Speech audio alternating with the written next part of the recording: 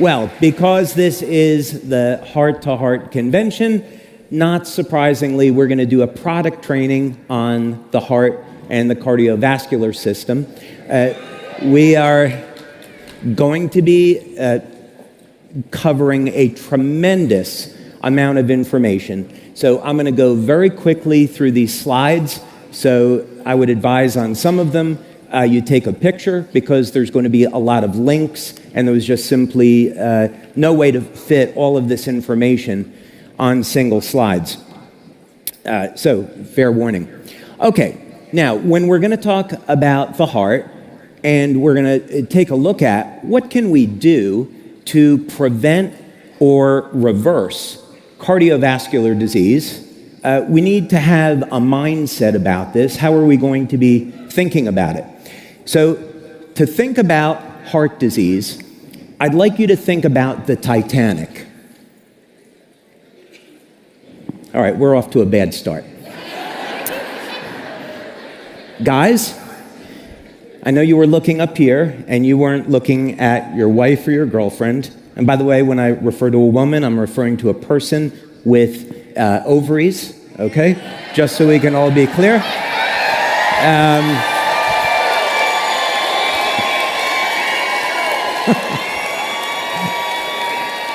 Okay, or whatever they're called. But yeah, if you if you looked at your wife or your girlfriend, I guarantee they were just thinking of the movie Titanic, right? They're thinking about the movie Titanic, not what we're going to be talking about, and they're like, oh my God, I love that movie, right? It's so sweet, it's so romantic. And every guy in here, correct me if I'm wrong, was thinking, I hate that movie. It's horrible. Because every guy in here knows that if he was on the Titanic, he would have been the one hanging off the edge of the ship as it's about to go into the water, and he was in a tuxedo because you wanted to get dressed up that night. All right? That's why we don't like the movie Titanic. But no, when it comes to heart disease, what we want to think about is that the iceberg is way out there, and that's heart disease. And we need to be able to see and predict that, okay, at some point in the future, because heart disease is still the number one killer, we want to enact prevention today. So just like, okay, we see the iceberg out there, we need to slow down, we need to make a turn so we can avoid the accident. We don't want to go to a doctor and then have the doctor tell us, okay, well, you've got heart disease, now we have to get you ready for surgery, we have to put you on medication. You don't want to wait to that point. You have to say, okay, at some point after the age of 30, your risk of heart disease is going to go up each year. And it is completely preventable, and it's completely reversible. So let's talk about how we're going to do that. And of course, like everything that we do when we do Lifewave Connect, when we do these webinars, there's going to be plenty of references, so it's going to be based on clinical literature and also practical experience. Okay, so the first thing, let's talk a little bit about the human heart. It's actually very interesting in the sense that we normally think of the heart as being a pump, right? We're going to be pumping blood, and of course it does that, but the majority of the energy is actually used for warming the blood. So when we're thinking about some things we think we might know about the cardiovascular system, it's interesting to step back and say, well, sometimes we may not know everything that we thought. Another very interesting thing about the human heart is that it has an extremely powerful energy field. And it's measurable with something called the squid magnetometer. It's a superconducting magnetic device that was invented back in the 1960s. And this energy field around the human heart is about 100 times more powerful than the field produced by the brain. So we can use these techniques to quantify and measure the electromagnetic system around the heart and the brain, and also look at the shape of these fields. We'll talk about that in just a second. It's called magnetocardiography. And what's important about this is that the shape of the field, if it changes in a detrimental way based off of a standard, we can predict heart disease many, many years before you actually have a problem. It's similar to medical infrared imaging. Medical infrared imaging can detect vascularization of breast tissue, as an example, years before a woman gets breast cancer. So this allows us to come up with strategies to reverse this pathology before it becomes a serious problem. So these are very, very important tools. Now, of course, we're going to associate the emotion of love with the heart. So what is the relationship between spirituality and the heart? And normally we might think of this as being something esoteric, but I don't really think so. I think things that are esoteric, mystical, are really a science that hasn't been discovered yet. So let me show you what I mean by this. The Old Testament, of course in Christianity, it's all kind of relative. In Christianity, the book of Genesis is in the Old Testament, and then of course there's the New Testament after the birth of Christ. So in the Old Testament, let's say we were going to take a look at, it was written of course in Hebrew, New Testament was written in Greek, and the interesting thing about both of those languages is that each letter in those alphabets can be converted into a numerical value. So let's say that we're talking about the heart. What is the Hebrew word for heart? It's lev. Okay, doesn't seem like much so far. But if we convert lev over to a number, we come up with the number 32. Okay, what do we know about the number 32? Well, first, it's a number that's known for balance and harmony and peace, like you might expect. Nothing unusual there. But if we look at the King James Bible, and the reason I'm going to use this version is because many people consider it to be mathematically pure and the inspired word of God. So if we were to look at it this way, right? So let's say if there really is a God and creator, then you would expect that God would be the best mathematician, physicist, biochemist that ever existed, and God would leave a signature someplace. So when we look at the Bible, if it really is the inspired word of God, then there should be a mathematical code there, a fingerprint that God left behind. So what's interesting is that the word heart in Hebrew, of course, appeared 765 times. Now, I like to play around with math and look for patterns. So when you're going to invent something and you want to create something new, you make observations about systems, especially living systems, and then you see, are there any type of patterns that we can follow? And the interesting thing is that if you take that 765 and you add each number individually, and you keep doing that until we get a number between 0 and 9, 9 means fulfillment. Okay, interesting. What else can we say? Okay, now let's just use the first 5 books of the Old Testament. So what I thought was, okay, let's take the number of times the word heart appears in the Old Testament. So you can see here in book of Genesis, 11 times, Exodus 37 times, and so forth. It appears exactly 100 times. Now, if you take the number of times it appears and then divide it by 32, the numerical value of heart, then you get those numbers in that last column, and then you add them up, and you get 3.125. Okay, let's do the same thing now, and what we'll do is we'll take the number of times that it appears instead of individually, but in passages, then it's 92 times, and if you add them up, it's 2.875. Doesn't seem like anything yet. However, if we take the number of times the word appears, add the number of passages, it equals 6. To get the average is 3, And then in the Bible, the number 3 represents God's presence in something. So we start to see something here, that the word heart can be distilled through a series of mathematical calculations down to a number which represents God's involvement. So anytime you see the number 3 in the Bible, it always means God is involved in something. Okay, maybe you're not convinced yet. Let's take the number of times that it appears in the passages: 100 plus 92, 192, 1 plus 9 plus 2 equals 12, 1 plus 2 equals 3. God's involvement again. Let's take the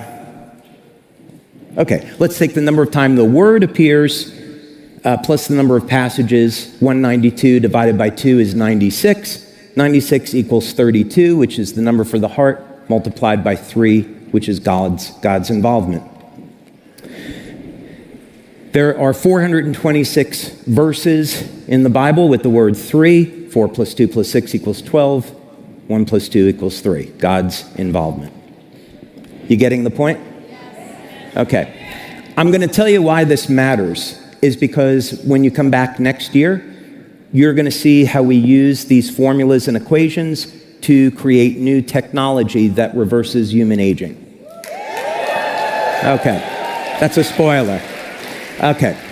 So what's an example of how we can apply this? Well, actually, I have a patent. There's a whole series of patents on pulsed electromagnetic field therapy. And one of the things that we did was we took an electronic stethoscope and we put it over the 4 chambers of the heart. And then we took that signal and we put it through a signal generator, we put it through an amplifier, and we fed that back through this coil. So this electromagnetic field that was external to the body was beating with the human heart. It's a little bit complicated, so what that means is it's not something you'd really have in your home and you could use it that way. But what we were doing with this was regenerating nerve damage, peripheral nerve damage, and we found it to be very, very effective. So there's actually ways that we can take this math and apply it in the real world to heal. All right, now let's talk about the enemy. Let's talk about heart disease. And of course, what we want to do is understand first what is the problem that we're trying to tackle here. So we know that atherosclerosis is going to be a thickening of the arterial walls, stiffening of the arteries over time, accumulation of plaque, reduced blood flow.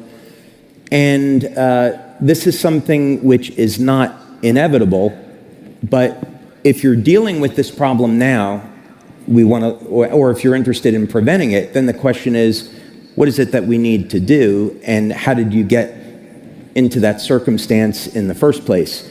And unfortunately, let's see if this is not working, unfortunately.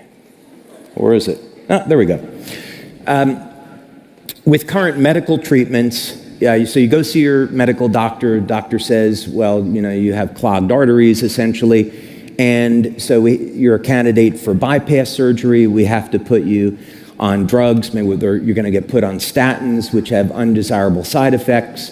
And it's unlikely, because I'm not knocking medical doctors. Most don't get the training that they need to look at putting one of their patients on an exercise program, on diet and nutrition, the value of supplements. They just simply most don't get trained in those disciplines. So they're going to recommend what they are taught in medical school, which is going to be surgery and drugs. So this, of course, is what this looks like if you essentially look at a pipe, and then the inner diameter of that pipe gets smaller and smaller over time. There's going to be reduced blood flow, and then ultimately, of course, blood flow is blocked entirely, and this is something we absolutely have to avoid, because that could result in a heart attack or a stroke. So, of course, there's current treatments for heart disease, as we already talked about. And these things are fine if someone needs surgery. If it's life-threatening, then maybe there's not time to reverse the condition. But the whole idea behind this is we don't want to get to that point in the first place. So, of course, the problem with this approach is that someone goes to see their doctor and it's already too late. The medical doctor is not thinking about necessarily prevention. Not most of them. You have medical doctors, of course, that are clinical nutritionists, they're acupuncturists as well, and they're going to be looking at these therapies. So I'm definitely not knocking medical doctors. This is more a commentary on the system of indoctrination in medical school of what is lacking. So again, we can use an analogy behind this. It's like, do you want to go to see a mechanic and get an oil change, get new tires, get these things taken care of as preventatives, or do you want to wait until your engine seizes and you've run out of oil, or your tires go bald before you start to correct it? Okay, the choice is pretty obvious, is that we want to do the preventative maintenance on the human body so we don't end up in this situation. So, a little bit of a disclaimer first. I am not a medical doctor. I'm not giving medical advice. We don't claim that our products treat, cure, or mitigate any disease in human beings or animals. And these recommendations are for you to simply say, wow, this is very, very interesting research. I need to take this research to my healthcare practitioner so they can recommend what will work for me in my situation. Is that fair? Come on. Is that fair? All right. Fantastic. Great. Okay. So let's look at some of the causes first of heart disease. Most of these are going to be pretty self-evident. We're going to start with lack of exercise. And a good reason to start with this is that the clinical data is overwhelmingly positive that exercise is better than any type of pharmaceutical drug when it comes to preventing and reversing heart disease, bar none. So any strategy that is going to include preventing or reversing heart disease by default has to include some type of exercise. It can be if you have some weight to lose, it can be just something as simple as walking, getting the body moving, starting off slow and working up, and then preferably doing combination of resistance training and cardio. Lack of proper nutrition is obvious. If you saw that movie Super Size Me, where the guy was eating McDonald's 3 times a day, after like 2 weeks, he was practically dead. Right? So we have to be thinking about our nutrition. What are we putting in our bodies? That's absolutely critical. The natural aging process. Our body is going to be a little bit more prone to detrimental effects from aging. And so this is why techniques to reverse the human aging process are so very necessary, because we can use it as a way to mitigate serious disease. Genetics, of course, plays a role. Medications make people more likely to get heart disease or ironically die as a result of taking the medication. And then, of course, physical and emotional stress. Okay. Here's an interesting study on exercise. We won't go through the whole thing now in the interest of time. But basically what this says is that if you're exercising, either doing low intensity or high intensity, you're going to be significantly reducing your risk of cardiovascular disease. And again, no surprise there. VO2 max. So VO2 max refers to the ability of our muscles to use oxygen. How effectively do we take oxygen that's in the blood and then turn it over into usable work? The better the VO2 max, the healthier the cardiovascular system, right? And that inherently is going to make sense. But what's also really important here as a concept is that if you were to take the population and you were to look at a scale of people that were terribly out of shape, that were in a disease state, and then people that were Olympic athletes, what happens is that if you move people from the very low end, even up into the middle range, you are significantly reducing that person's risk of having a heart attack or stroke. So what this means is that when we're thinking about mindset on this, what type of goals do you have to set in terms of exercise? You don't have to think in terms of, I've got to exercise like a professional athlete or an Olympic athlete in order to be completely healthy. No, that's not it at all. What it means is that if you're getting yourself into a reasonable degree of shape, each step that you take in the right direction is going to continue to reverse your odds of getting a serious event like a heart attack or stroke. So these things are obviously really important. Okay, I think we've kind of covered this a little bit, but I want you to take a look at the very last sentence there. The summary hazard ratio for mortality, comparing the slowest with the fastest quarter of walking speed, was 2.87. So this is a remarkable reduction in risk of heart disease. Okay, so the bottom line here is anytime you're going to make a serious change in your diet, in your exercise, you want to be guided by your healthcare practitioner because they're going to know what's best for your specific situation, especially if you have a pre-existing condition. So if you don't have training in this, definitely work with a trained healthcare practitioner. Okay. So let's take one more look at this so we know what we're dealing with, but this is a pretty good picture of what happens over time. So for people that are young and healthy, arterial wall looks normal, there's no accumulation of plaque, and then over time, this plaque will accumulate. There's a whole variety of reasons, by the way, for why this happens, but suffice it to say that it does. So there's early warning signs. That's a good thing. Now, guys, I have bad news for you and kind of good news. The good news is that if you have erectile dysfunction, it's an early warning sign of heart disease, so you can go ahead and do something. The bad news is, I'm sorry to hear you have erectile dysfunction. But that's something, it's a little bit, we refer to it as the canary in the coal mine. That is about 60% of the time, it is going to be a symptom of cardiovascular disease. So another percentage of time, let's say it's psychological, but the majority of the time, it's an early sign that there's heart disease.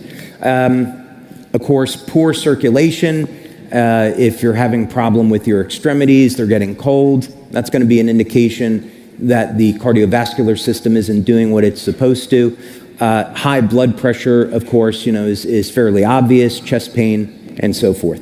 So, and by default, as the amount of weight that you have around your waist increases, further risk of heart disease, diabetes, and cancer. So the good news is that there's warning signs here, and we don't have to really guess as to whether or not we're prone. The other way to look at this, too, is that as we get over the age of 30, 35, we should be proactively engaged in proper exercise, diet, nutritional supplements, patches, to reduce our risk of having a heart attack or stroke as much as possible. Okay, so then how would we characterize some of these things? And the reason why this is important is that if we can, like when I'm looking to invent something, I want to create a detailed map of the problem to define the problem. Because if you can't articulate, if you can't define the problem, then how are you going to come up with a solution?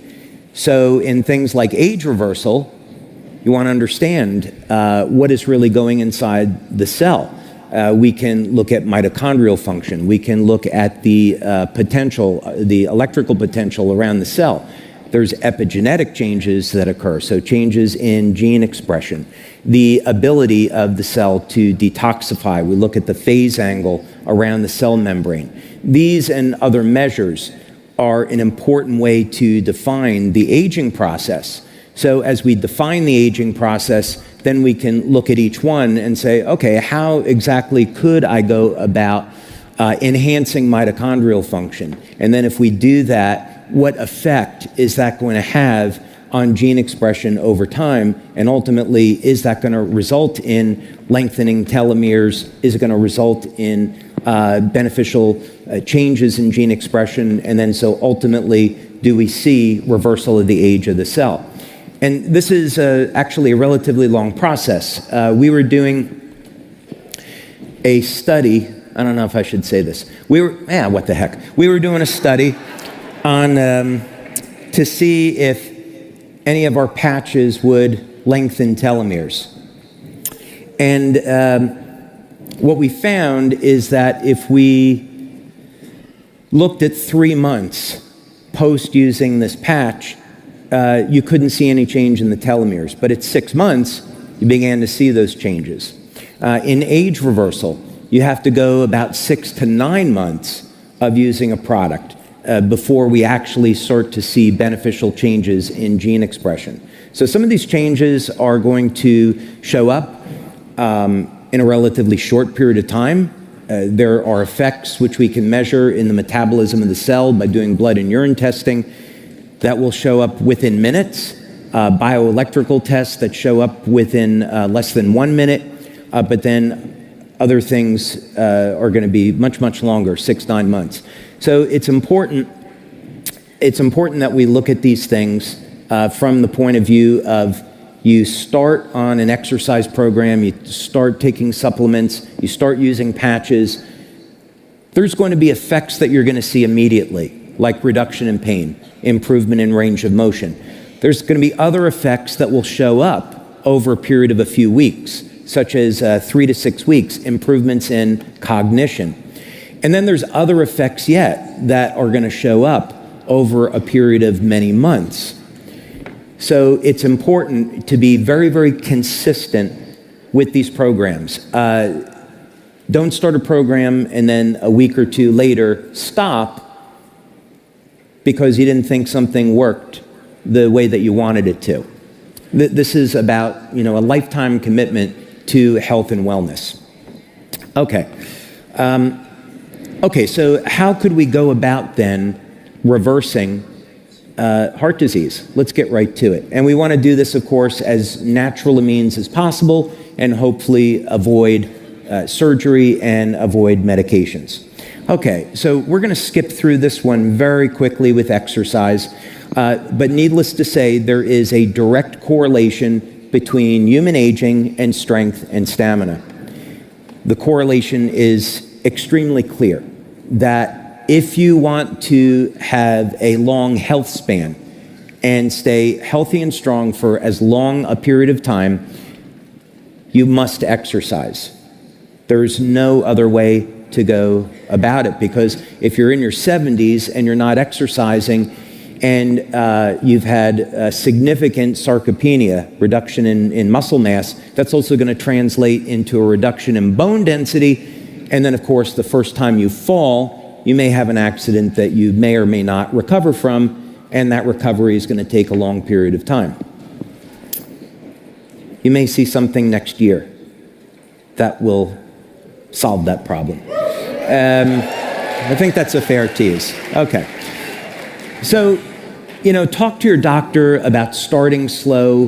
Get into a program that is going to work for your lifestyle. Don't try to, become an Olympic athlete your first week. All right, start off slow and then make progression. It can be something as simple as walking 20 or 30 minutes a couple of times a week. If you want to get a little bit more aggressive, then start doing Tabatas, which are phenomenal. And definitely get into resistance training. Again, it doesn't have to be anything complicated. It can be body weight exercises to start, and then hopefully you're going to be weight training. By the way, a very interesting study that was done in Russia on lifting very, very heavy weights in a static hold. It found that when you're going to do an exercise like a static squat or a static bench press with heavy weight, the pressure from the weight put on the bone causes stem cells in the bones to come out into the blood and the lymphatic system. So this exercise, as it turns out, especially heavy resistance training, is a way to increase the number of circulating stem cells in the body. Okay. Now, Lifewave patches, this combination of X39 and X49 was talked about a little bit before, and you can find this study in our back office, so we're just going to skip through it quickly now. But basically, when you're embarking on an exercise program, you want to make sure that you're getting adequate protein in your diet several times per day. Especially, you need to be acutely activating mTOR. So mTOR is what's turning on muscle protein synthesis, and so you want to have about depending on your age, about 3 to 4 grams of the amino acid leucine in that protein serving. So if you're a vegan or a vegetarian, your protein source is going to be lower in leucine. If you're consuming things like whey protein, red meat, you're going to have a higher amount of leucine. But you could be consuming 20 or 30 grams of protein, and if you don't have enough leucine, you're not turning on muscle protein synthesis, and you're not going to be building new muscle, even if you're exercising and you think you're eating right. But when you use a tool like the patches, it's going to dramatically increase the rate at which you're going to improve your strength and stamina. Okay, and here's some other figures here of X49 only versus the combination of the two. And there's a really nice study about this in our back office. Okay. And the really nice thing about this is that X39 and X49 complement one another. X39, I used to be able to say this. I'm not technically supposed to say this anymore. So I think what I can say is that X39 works on the entire body and X49 is more selective, right? But the bottom line is that it'll make you leaner and stronger. Okay, and this is an example of a 74-year-old on the before and after. Okay, let's keep things moving here. And let's talk about nutrition, hardening or stiffening of the arteries. Okay, vitamin D.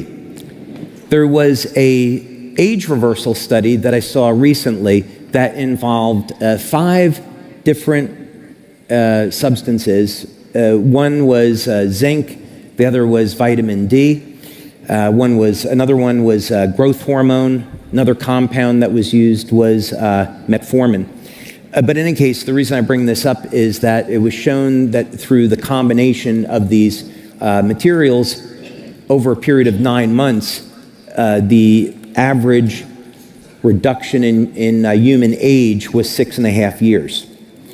So vitamin D should not be underestimated.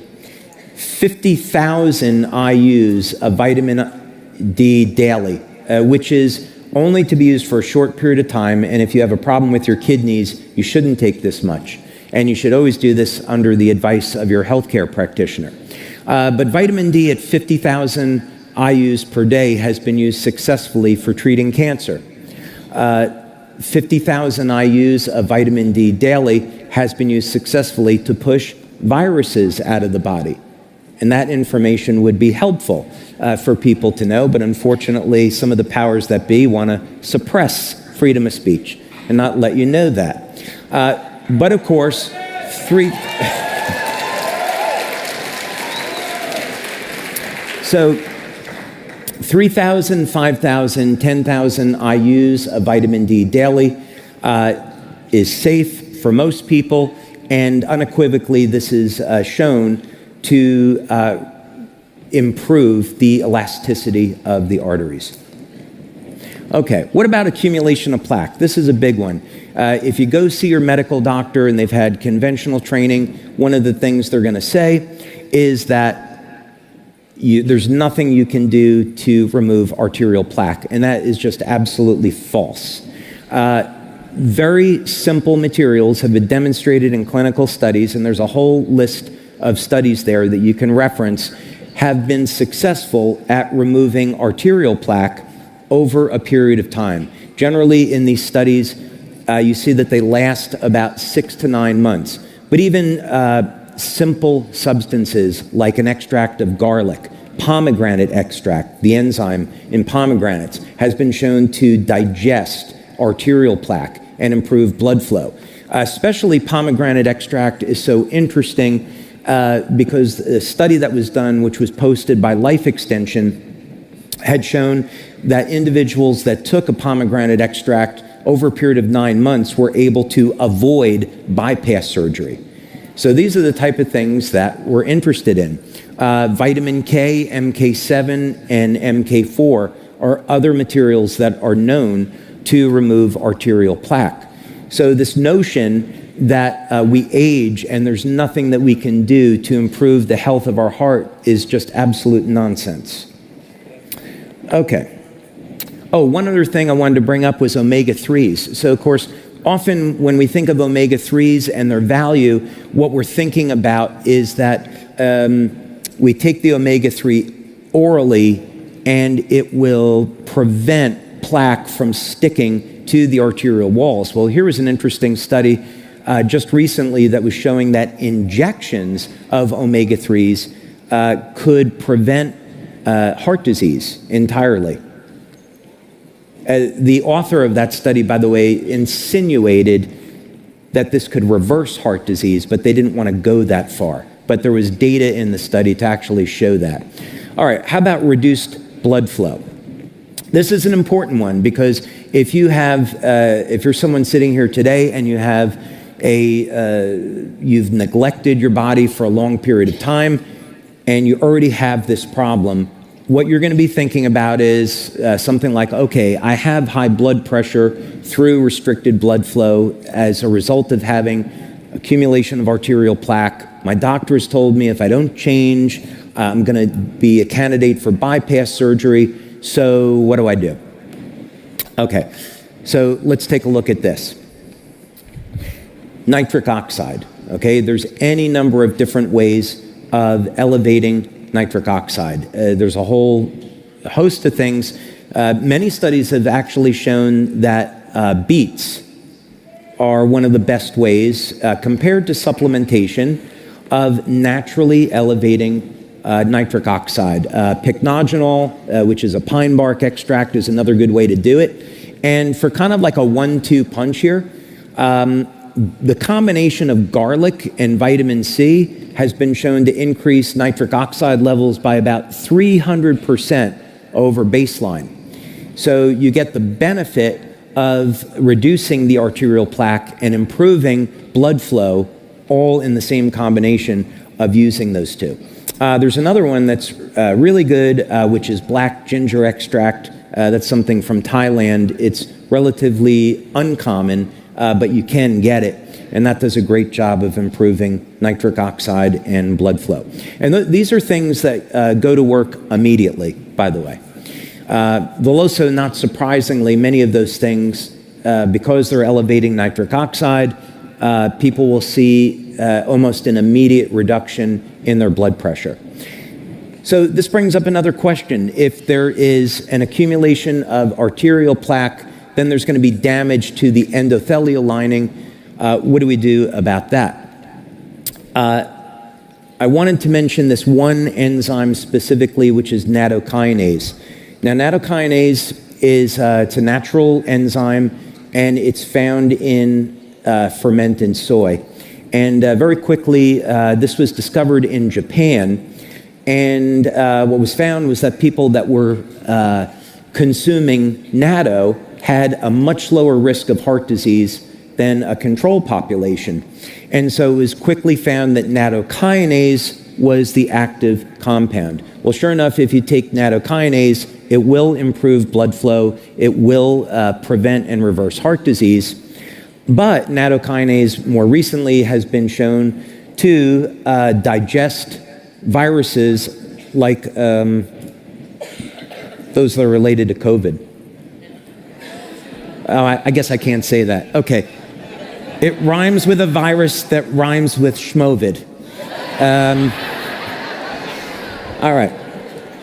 So that's an important one. So one of the things, as an example, that you could include in your daily regimen, which would be for everyone, no matter how good a shape you're in, is nattokinase. And the reason for that is that it will help to reduce your risk of heart attack, reduce your risk of stroke, improve blood flow, reduce your risk of neuropathy, and eventually we're all going to get COVID again because this is going to be around forever now. But the good thing is that we can adopt strategies that prevent us from showing any symptoms, right? You guys do know that they're putting the mRNA vaccine in food now, right? And in animals and that kind of stuff. Yeah, so we need to be thinking about these things that when they're not telling us they're in food and it's going to get into our bodies, what can we do to destroy the spike protein? So fortunately, God and nature have already provided solutions for us. We just need to go out and use them. Okay. So let's look at inflammatory stress. Another thing that, of course, works very, very well for COVID is NAC, and it actually works so well that here in the United States, the FDA tried to take it off the market, and it's a, relatively speaking, a natural compound. But not surprisingly, anything that is going to reduce inflammatory stress in the body, which would be antioxidants, coenzyme Q10, NAC, vitamin C, for serious cases of heart disease, 10 grams up to 70 grams IV of vitamin C is used. And then something that's very, very successful at treating cancer as well as heart disease is the combination of DMSO and curcumin by IV or taking it orally. Okay, then for high blood pressure, this is, of course, it's a big one and actually has a very, very easy solution. The first thing that I want to mention is the combination of taurine and magnesium. Any of the recommendations that we showed before on elevating nitric oxide are going to work at helping to reduce blood pressure. But the clinical studies on taurine show that it's more effective than pharmaceutical drugs at lowering blood pressure. And it's a common amino acid. The other thing about taurine, this is something that we study in our lab and we devote research to because it appears, based on human data now, that if you want to extend your lifespan and also stay younger in the process, you should be supplementing with taurine. Animal studies and human studies are starting to indicate that it could be a 20 to 25% increase in lifespan using taurine. And I think what we'd say is that the mechanism of action is not entirely well understood. But the short-term benefits of taurine are really enormous. They're going to improve cognition, improve the health of the heart, and for men, they can also play a role in supporting healthy testosterone levels. So there's many good reasons for using taurine, but it will, at doses of, let's say, 2 to 4 grams daily, and I wouldn't take it all at once, it will drop blood pressure very, very rapidly. Magnesium, of course, is another one and should be a staple. Magnesium threonate, magnesium citrate, magnesium glycinate especially. Those are all really great options for managing blood pressure. Okay, now what about the patches? I know you've been waiting for this part. Yeah, so we've had, of course, a number of changes in the way we make claims, but what we're going to talk about are studies that we've done that you can find in the back office. And since 2005, we've been doing clinical studies on our patches using techniques like heart rate variability to look at what are the effects of the patches on the heart. Oh, by the way, I should probably mention my patch protocol today.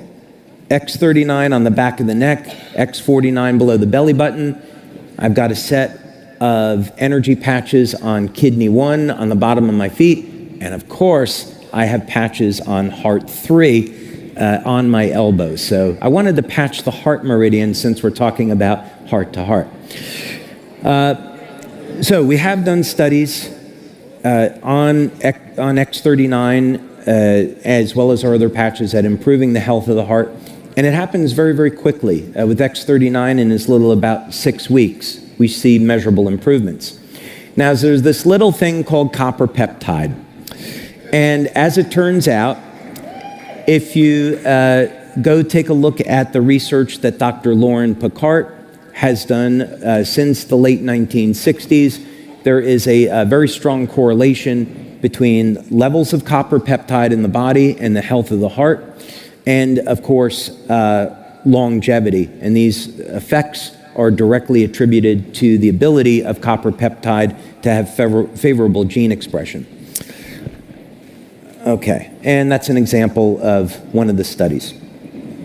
Now, we've also done studies, as I mentioned, on energy enhancer. This one was done by Homer Nazaran, a biomedical engineer at the time at the University of Texas in El Paso, but with techniques like heart rate variability, which measures the ratio of muscle contractions between the chambers of the heart, low frequency and high frequency muscle contractions. We can see the effects of our product on the autonomic nervous system. So if we can get the body into a more relaxed state, that's going to have a favorable change on heart rate variability, and ultimately that'll show as an improvement in the health of the heart. Sorry, I've got to keep moving here. I'm a little bit behind. This is another study by Tom Budzinski, and again, you can get this in your back office, and it's showing very, very similar benefits. Now, carnosine is stored in the brain and the heart and the muscles. It's for anyone that has a problem with their eyes, there are carnosine drops that you can take. So if you have high blood pressure and now you're having a problem with your vision, you should be thinking about carnosine. But you can actually, in Europe, it's prescribed as medication for the health of the eyes, and you can get it here now in the United States. But because carnosine is an antioxidant, it's an anti-inflammatory, what we found when we studied carnosine and heart health was that even within the first week, it was going to show very, very significant improvements in strength and stamina. So this is important because if you're getting started with a health and fitness routine, this can really jumpstart your results, and this will keep you motivated. You know, if you're going to see results as little as your very first week, the odds of you continuing are pretty high. Okay, and another important thing about carnosine, very, very interesting thing about this nutrient, well, two things. One that I will just say, this study was done by oral carnosine, is that it protects the telomeres from shortening. So in animal studies, in mice and rats, carnosine has been shown to increase lifespan by 35 to 40%. But even maybe more impressive is that the animals do not age until the very, very end of their lives. So it's like they stay 25, right up until the very end. The other thing about carnosine for athletes is that it's going to act as a buffer for lactic acid. So what that means is that when you're competing or exercising and trying to improve stamina, it's going to help set off that muscle burn and allow you to perform longer and better. Not surprisingly, Eon, because it's for stress reduction, is going to have a very, very favorable effect on the human heart. So this is all to say that there are any number of patches that we sell that have favorable, beneficial effects on the heart, but through different mechanisms. So, work with your practitioner on, or just try things and see which product is going to be right for you, which is going to be the best one to use for yourself. But I would always recommend starting with X39 and then going from there, since the effects are so broad. So the bottom line on this is speak with your doctor first and work with your healthcare practitioner at putting together a program that makes sense for you. And think about these things in terms of long-term benefits, not that you're going to do it for a month or 2 months. Really be looking at the big picture. Also, be thinking about, why is it that you're going to be doing this? Think about the people in your life that love you and that you love, and you want to be in their lives for as long as possible. And so you're only going to be able to do that if you're around and you're healthy. So, be thinking about these things for motivation. And then I think lastly, what has been proved definitively is that when we live in a state of anger, aggression, stress, it elevates oxidative stress in the body, it elevates inflammatory stress, and it is going to be a contributor to heart disease.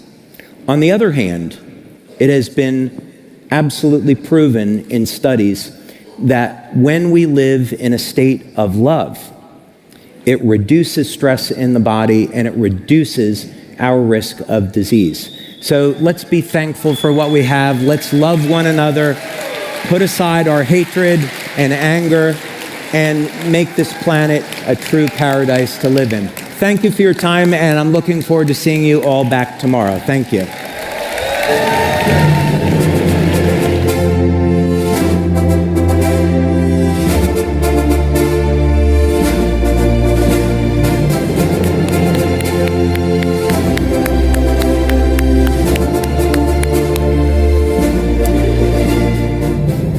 I felt like I just left a biochemistry class in college. Absolutely phenomenal to hear from a great mind like David Schmidt.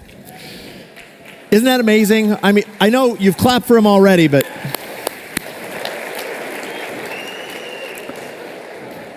in late August, I had the opportunity to meet a phenomenal couple, a couple who is sharing Lifewave's products and building like very few others at the moment. They're amazing in so many ways, including this. Last night, I reached out to them just to talk a little bit about today, and this morning I got a text and it said, "I'm sorry, we were too busy. We had a number of events, we were sharing Lifewave, we were doing all these things." That's a good reason not to get back in touch with me, so absolutely love it. This couple is phenomenal. Would you please join me in welcoming to the stage Mike and Sahi Hernandez.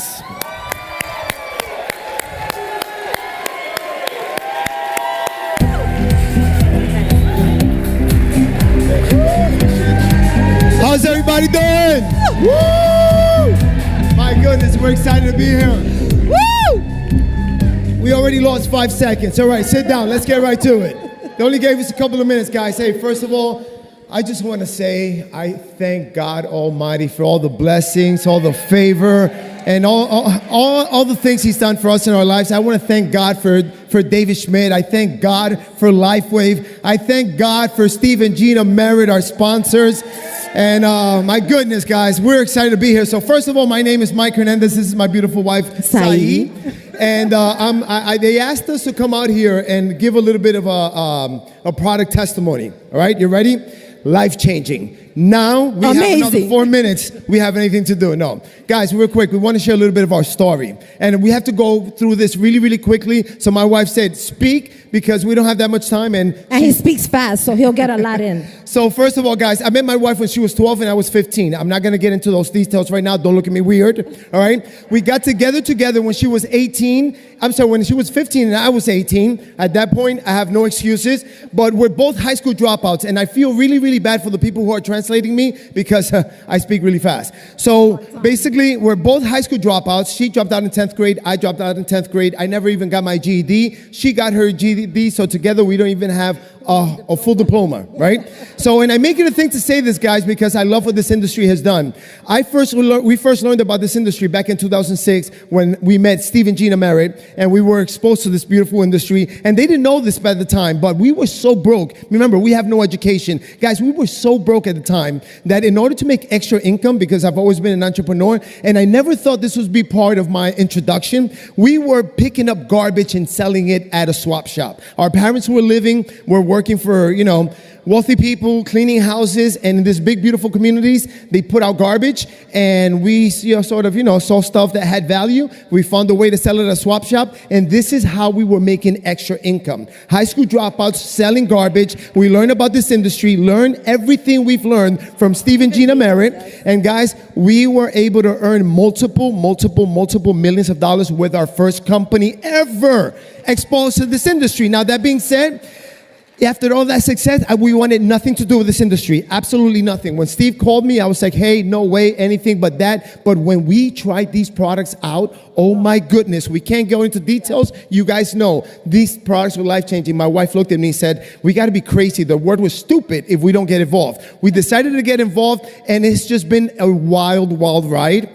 We are having just the most amazing success. In our first company, it took us about 3 years to hit 7 figures. And this is no income claims, guys, because nothing is promised to anybody. But the opportunity is there for the same for everyone, right? It took us over 3 years to get 7 figures in this company. We did it a little bit under 14 months, thank God Almighty, right? But guys, here's what I do want to tell you, all right? Really, really quickly, because I know there's been some changes, right? And I love that there's some changes going on right now because God knows I want to protect this company. And also, God knows I am, I'm not the smartest guy in the room, so I can't compare to some of the presentations that you guys do. So thank God we can't be that smart right now, right? Thank God that we're going to be able to dumb it down a little bit. And here's the thing, truth be told, I'm going to tell you, and I'm going to even say it in front of David, I'm not going to change my spiel. I'm going to keep saying everything that we're saying. All right? We're just not going to say it in public. We're going to turn off the phones and everything. And here's what I've been saying it. I'm going to continue to say it. And this is what I say. David is an alien. All right? David is an alien. He's from another planet.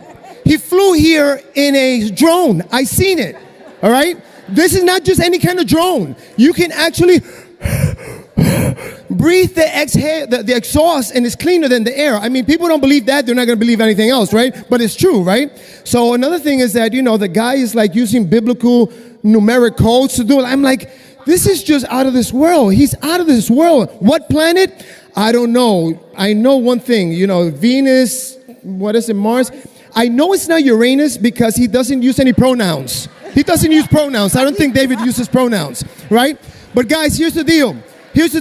I'm glad we're going to dumb it down, all right? Because here's the deal, guys. I'm a high school dropout, and I'm telling you how much money we're making. I don't understand anything about the science. I just know one thing. This thing works, all right? And I thank God I learned everything I learned from Steve and Gina Merritt. You know why? He negotiated his way out of high school. He told the teachers, if you don't pass me, I'm coming back, right? And this guy is crushing it. Steve hit senior presidential director in 23 days, all right? All right? I'm a high school dropout, and we did it in about 10 weeks. Right? 8 years out of the industry. So here's the deal. Anybody here graduated? Clap your hands if you graduated, got a degree, whatever. All right. Listen. You can do it too. You can do it too.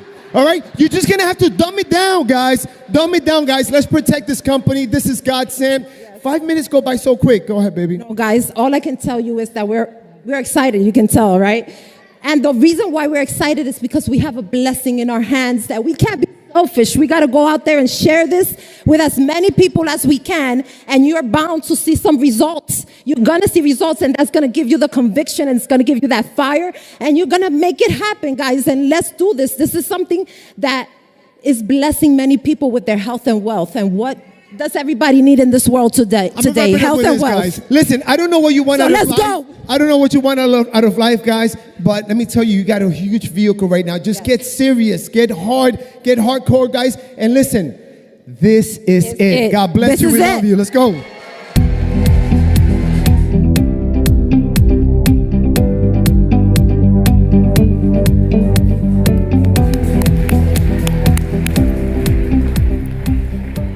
Between Renita Brennan And Mike and Sahi Hernandez, I don't know about you, but there's so much energy. So much energy. The two of them, I can't believe he got that many words out in 5 minutes. Absolutely phenomenal. Our next speaker is the Global Vice President of Marketing at Lifewave. And he is a 15-year veteran of the direct sales industry. He has a ton of experience, not only in marketing, but specifically in strategy, product development, product management. He's had a successful track record of building and leading world-class teams and multiple $500 million a year companies. He has a passion for this industry for a number of reasons. He has seen it bless so many people, both in products and in business opportunity. Please put your hands together and welcome to the stage Lifewave's Vice President of Marketing, Jeff Hildebrandt.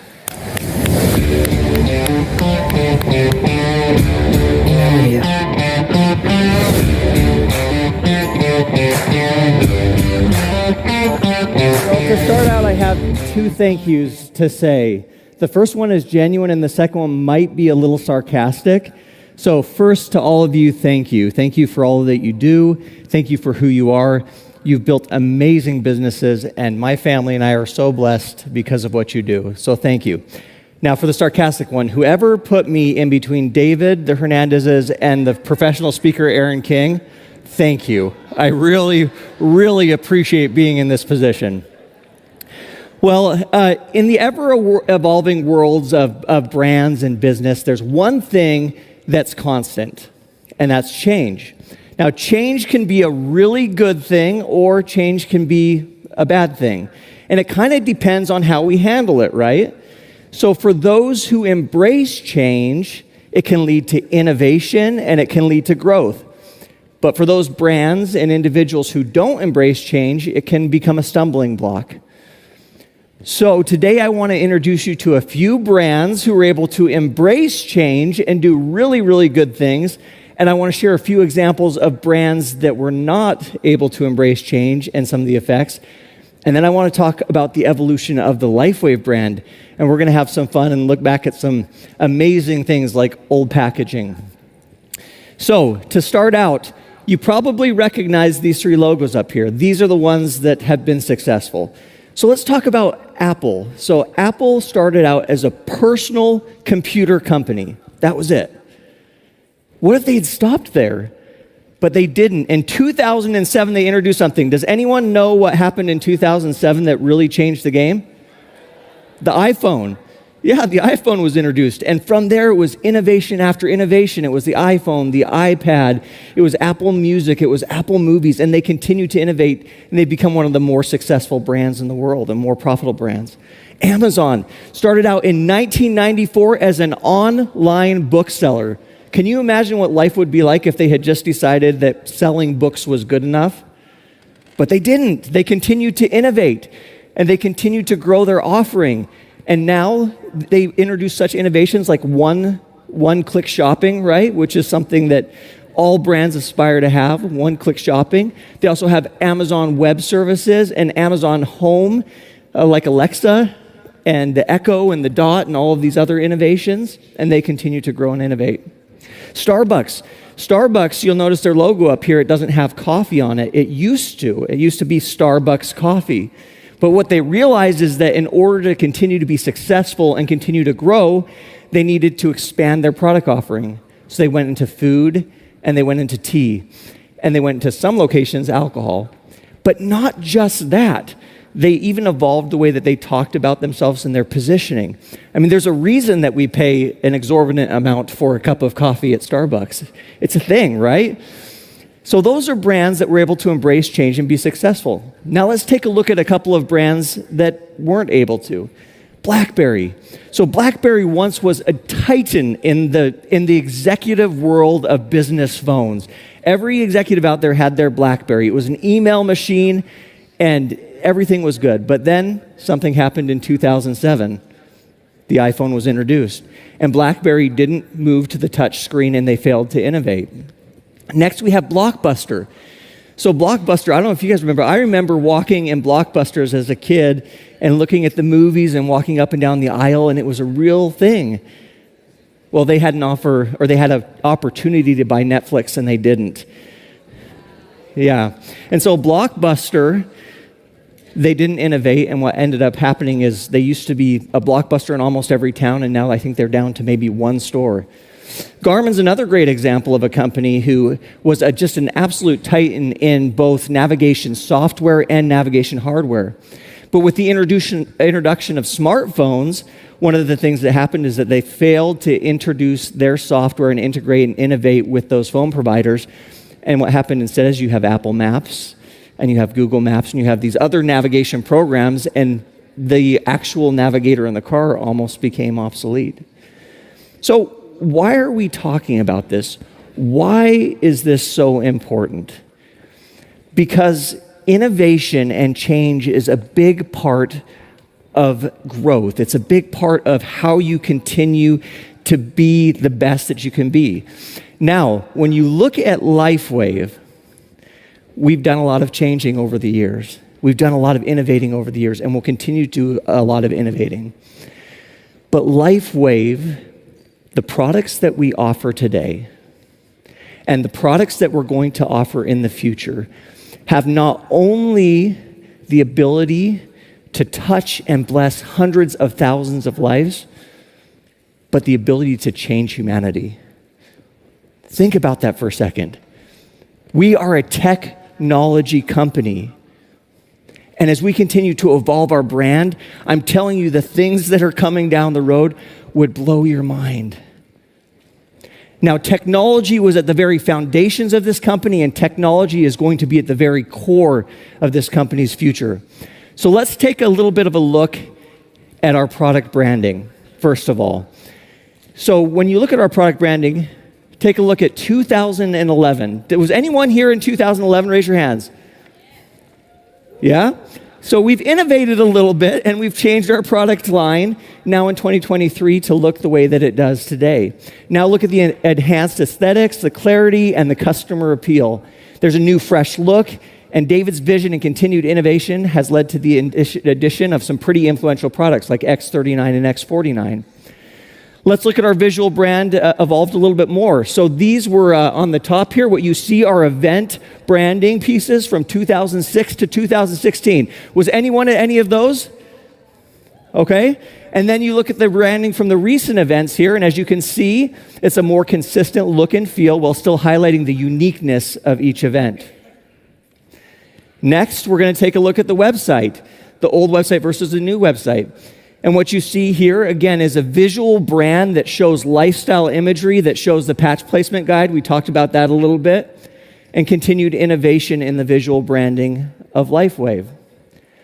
Now, in addition to that visual branding, we need to continue to evolve our positioning and story.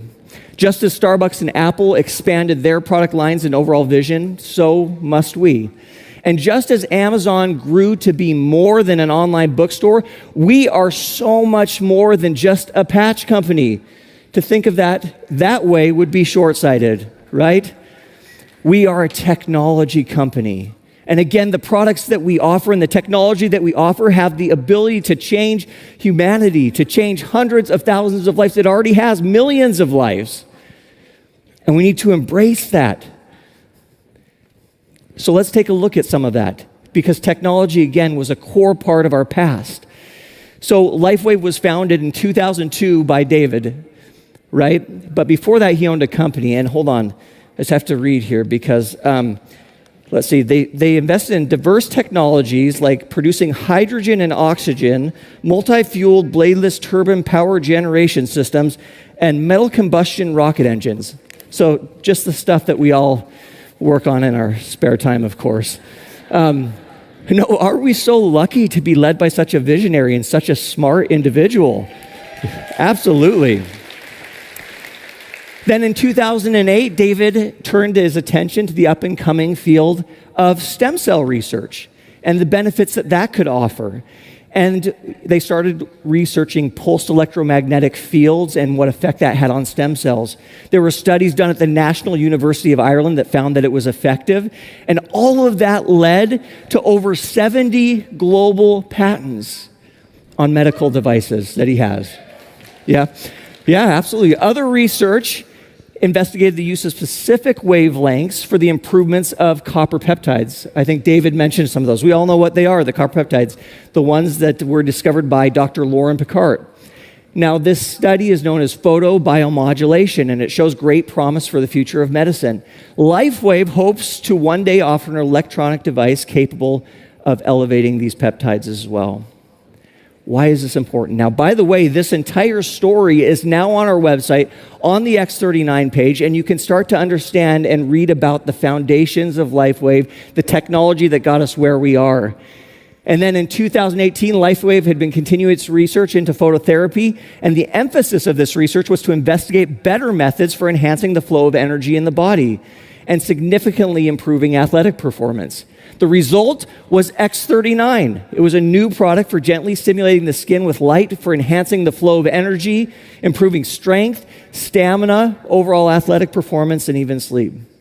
So who in this room has tried X39? Raise your hand. Woo!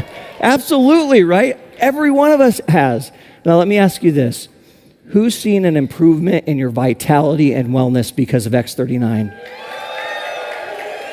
Look around. Every single hand in this audience went up. Every single hand. That's the power of the patch. Use it because it works. I remember giving it to my mom, and I just gave it to her and said, "What is this?" And it was like my second day, and I was like, "I don't know, but I know you're supposed to put it on." And she came back in a week, and she goes, "What is this? What is this thing? And I need more." It's the power of the patch. It works. And when you have a product that works, that's the most important thing. Just like X39, the rest of our wellness products work in harmony with your body's natural energy, unleashing a reservoir of vitality and enabling your body to do what it was meant to do, only better, using phototherapy. And our journey is just beginning. All right, let's take a little bit of a look here at some of the tools that we're going to be enhancing because we are a technology company. So for example, in the US, we launched a beta program a couple of weeks ago on the InTouch app. We now have an instant enrollment feature where brand partners can send an enrollment link to someone. They can click on it in just a few quick clicks. They can be enrolled as a Lifewave brand partner. If you don't have the app, get it. And we hope to roll this out globally. We hope to continue to expand this. Additionally, for those that live in the US, you'll notice that this last week on Monday, we made some enhancements. We heard that we wanted it to be easier for us to enroll brand partners. So now when you click on the Join tab, it takes you directly into a brand partner enrollment. And we'll roll that out globally over the next couple of weeks. Additionally, we are launching product education toolkits. These are a one-stop hub for all things related to products. So we're going to have product imagery, product FAQs, social media assets, presentation decks, testimonials, and patch placement guides, and so much more. And this will all be available in your back office with updated branding and updated messaging here starting within the next couple of weeks around the globe. And we're going to continue on by introducing things like AI in the call center to help reduce call volume. We're going to introduce segmented audiences and being able to speak to you and communicate better to you, and so much more. Now, let's talk a little bit about global offices. So just like a Starbucks or McDonald's, if you were to walk into those around the globe, you would know where you were, right? So for those of you who have not had the opportunity yet to see our offices around the globe, I wanted to take you on a quick tour. So first and foremost, we have our offices in Asia. So as you can see here, this is Malaysia. We have an office in the Philippines. We have an office in Taiwan. We have an office in Thailand. We have an office in Japan as well. We have our European office where all of our products are manufactured. And then, I don't know if you guys knew this, but we just recently opened an office in Guadalajara, Mexico. Right? Just this last month. And it's a beautiful new office with beautiful new branding. So we're so excited to be there. But here's the problem that I see. I'm standing up here and we've kind of migrated the global headquarters to Utah over the last couple of years, and I'm looking at all of these beautiful offices, and you know what? I'm a little bit jealous because we don't have a beautiful office, a beautiful global headquarters. Well, coming in Q1 of 2024, we're going to offer a future global headquarters for Lifewave is going to be based in beautiful Draper, Utah, just outside of Salt Lake. Why is this important for you? Because you are all invited to come. There will be conference rooms and places where you can bring your teams and visit. And there's another really big surprise, but I can't tell you about it because it's not mine to tell. But David will tell you about it tomorrow. So I'm so excited for him to do that for you. All right. Finally here, just to wrap up, my friends, we are in an amazing company with amazing products that you can't find anywhere else in the world. Our brand will continue to evolve and has evolved. We're led by a visionary. David is a man of faith, and I promise you he sees things in the future that nobody else sees, and he is developing products and technology solutions to address those. I am so proud and so grateful to be a part of this company. Thank you for all you do, and thank you for your time.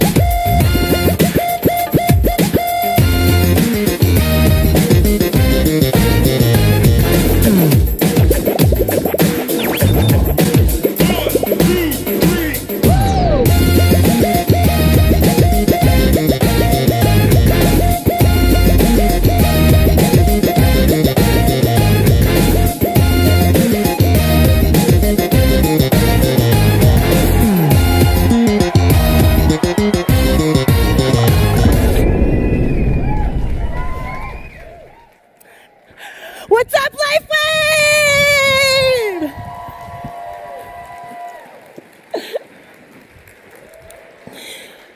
All right, question for you, friends. When you're typing, texting, tweeting, TikToking, where's Bo? TikToking. There he is. Give it up for Bo, the TikToker right there in the front. Amen.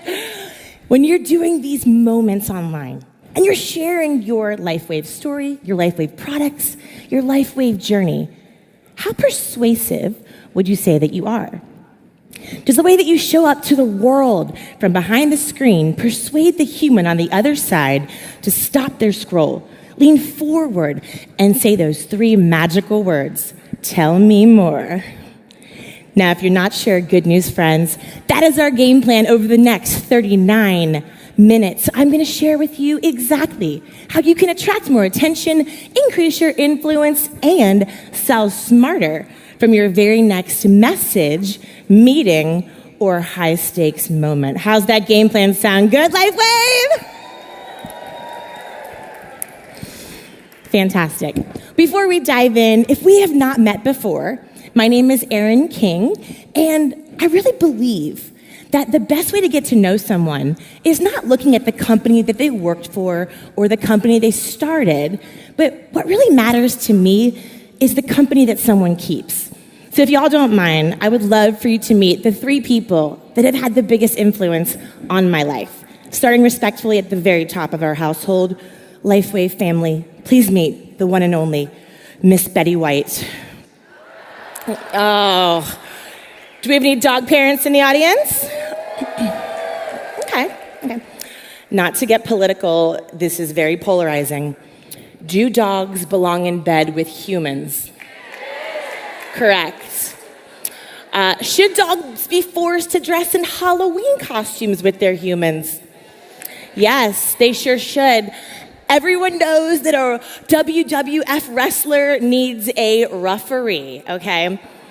And I heard this guy in the blue say, "No, don't worry, sir. Look, she loves it." She loves it. Next, I would love for you to meet the person who thinks they're the head of our household, the one and only Mr. Hartman King, who's my husband. And he is a Southern boy. I don't know if we have any Southeastern of the United States guys in the audience. Okay. So his middle name is Hartman, which sounds like a last name. He goes by it as his first name. I'm as confused as y'all. All that I know is that in the right lighting, he kind of gives off like this Bradley Cooper vibe, which I'm very much here for. Kind of like a busted Bradley Cooper. I'm into it. Okay. Finally, I would love for you all to meet the woman who's had the biggest impact on my life.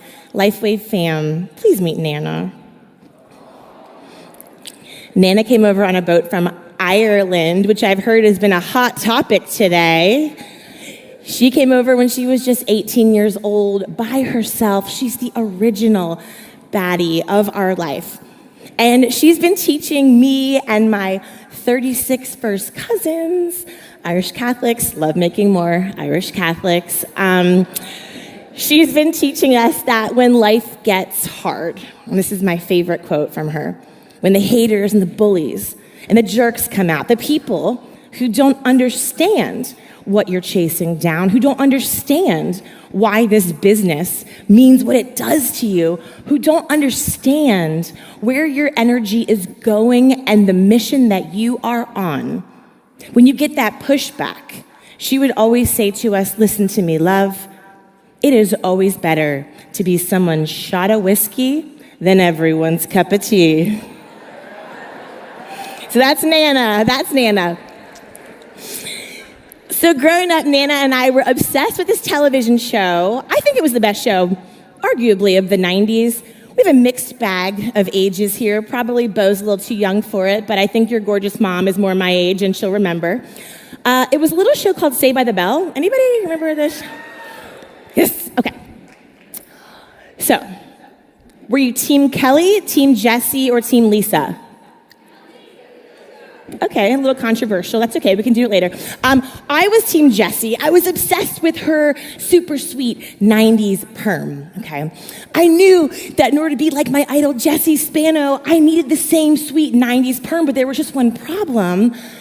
I didn't get very good grades in school. My mom was like, I don't know if we need perm chemicals like that close to the brain cells. Like, maybe we can, and I'm like, fair enough, okay. So the perm is not happening, not on Helen's watch. So Nana, who had what the Irish call the gift of gab, that ability to speak in a way that is so compelling, people can't help but say, tell me more. She helped me persuade my mom to agree to a compromise.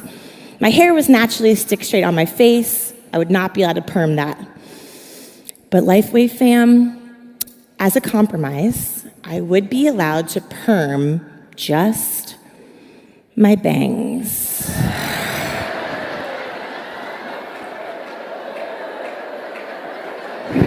Thank you. Yeah. Okay. All right. Now, obviously, the hair is viscerally upsetting on multiple levels, okay? Some people have suggested that I was actually the original inspiration behind the movie Joe Dirt, so we have that going for us. So what my introduction video did not say is I'm also the inventor of the perm mullet, part perm, part mullet coming together. Now, what my perm mullet taught me in life, you guys, is that when it comes to anything, the perm mullet is the danger of doing anything only halfway, okay? You gotta go full perm. We gotta go full perm. All right, but seriously, I think some of us might not realize it, but you might be wearing a little bit of a perm mullet yourself. Now, I think we can agree, the last 2 to 3 years have been a little hairy for most of the world. And maybe for your perm mullet is the place between yes and no. Today, we're talking about how you can get more yes online, offline, and all the time. And for you, the crazy thing is, sure, you get yes. Tell me more about Lifewave. Tell me more about the product. Tell me your story, sure. But more often than not, you don't always get no. You just get that awkward, per mullet tension place, right? We're laughing, but it's the worst. Did you get the message? Did you see the DM? Did you see it? Did you see it? You gonna write back? Did you see it? And it's funny, but that's really frustrating because we are here on this earth, right? Mary Oliver, our one wild, precious life. So anytime that you're investing your precious moments into reaching out, into asking for the yes, into making an offer, trying to meet, telling your story, we want to close that per mullet space. We want to go full freaking perm, okay? So that's our goal today. So before we talk about how to get yes, let's talk about why we actually get no. Now, a study came out from Cornell University 3 months ago that found that on average, you and I are making about 35,000 decisions every single day. 35,000 decisions. Our poor brains are like a bouncer at a nightclub, the hottest nightclub in town, and there are 35,000 people just snaking around the block trying to get in. And our brains like on the list, on the list, on the list, trying to get us through our day, right? And so I do a lot of these talks all over the world. I've trained over 1 million sales professionals in over 10 countries. And I've asked people, why do you think you actually get no? And most people say the same thing. Well, Aaron, it's just because no one can pay attention anymore. They have the attention span of a goldfish, of a fairy dust, of a pixie, of a star. No one can pay attention, right? And the truth is, while our attention spans have gotten a little shorter, it's also true that 15 million of us binge watched the entire season 2 of Stranger Things in a mere 48 hours, okay? Yellowstone, Bridgerton, where'd the hot guy go? We don't know. I didn't learn till season 2, okay? Our attention spans have gotten shorter, but that's not really what's standing between you and getting more yes in your business. It's because our attention spans have gotten shorter, so have our decision spans. Think of this morning. You're going through your email. You are ruthless, okay? You're like, yes, no, friend, foe, server, seller, in or out, right? You get a message and you're like, do I write back? If I do write back, what do I say? How do I start? Should I rewrite it? Maybe I'll call them later. Write back later? No, delete. Actually, take it out of the trash. Let's do it again. No. 12 decisions in 6 seconds. Okay? So we're tired. And this is why when you're going through your social media, you're going through TikTok. Obviously, we stop on Bose and we give it a like. But for a lot of us, you're on your social media and your brain is immediately trying to keep you safe, trying to get everyone from that 35,000 person line into the club if they're on the list, or sorry, thanks for playing. And so when you think about it, look at your social media. For me, like I'll open up my Instagram and I'll see this guy, right? Brachiosaurus Bob, okay? He's a vegan who volunteers. He only picks the winning team, right? He's always #blessed, right? I'm like, Bob, I'm out. No, next. Maybe in your newsfeed, for you, the quick decision is like always on vacation Vicky. Okay? Yeah, she's in Italy again, okay? She's eating all the gelato, all the carbs, but they're like walking so much that she's like losing weight. It's so weird. It's like crazy, right? You're like, Vicky, who's paying for this? No. Maybe for you, you open your news feed and you see perfect mom Pam. Right? She's got like 97 children, but everything in her house is white. Just, how does she? You got good old just went to the gym, right? This guy hates shirts, but he loves a good bathroom mirror selfie. Maybe for you it's Deb. No explanation needed. Now, look, our friends on social media that our brain is saying no to, no. It's not that they're bad people. The reality is that when you and I get behind this screen to tell our story, there is a scientific phenomenon that psychologists use to describe why we behave so differently online versus an event like Heart to Heart here with our Lifewave family. It's called the online disinhibition effect. We're gonna call it the ODE mode for short. And the ODE mode explains why we are 34 times less persuasive from behind the screen than we are in person. We are 34 times more persuasive talking than we are typing. I think we can agree it's a Grand Canyon size gap between online you and offline you. So to close that gap, we have to understand what we're doing that's making us say yes to someone online, yes to their email, and what's making us say no. And the most important component that you can understand to change your response out of per mullet mode from meh to magic is this. Offline, we spend about 40% of the time talking about ourselves. It's like a tennis match, like the great scene from Bridesmaids, right? You're hitting the ball back and forth. How are you? How are you? What's going on? You keep the conversation moving, right? But when we go online and the ODE mode, like a Harry Potter invisibility cloak that blocks our good vibes, blocks our energy, blocks our nonverbal, what happens is immediately the ODE mode wraps around your brain and means that you are talking about yourself online about twice as much. So essentially, we're all out there online trying to be heard and get that attention and get that like and get that meet with me, but we're doing it like we're in selfie mode, okay? And we all love a good selfie unless you're using one of these in case we're judging you, but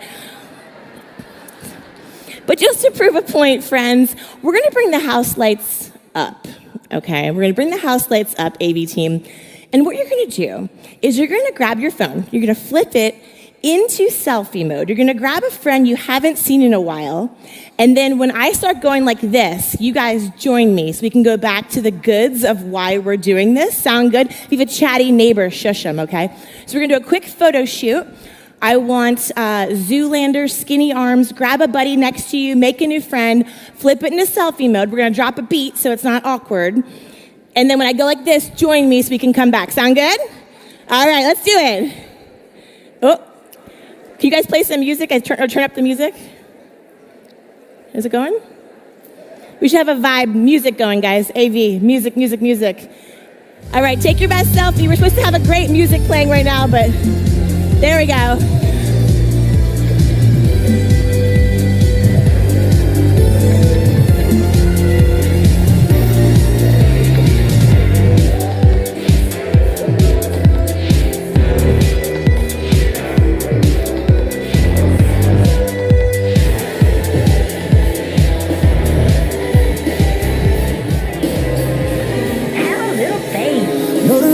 Gets hard and you just wanna leave. I ain't never too far. Just have a little faith in me.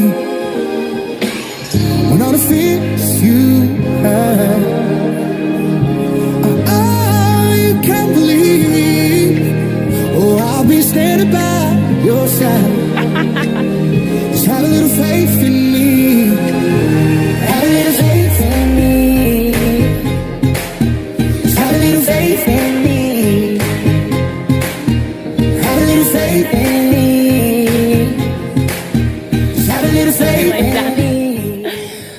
Lifewave family, did you feel what just happened in this room?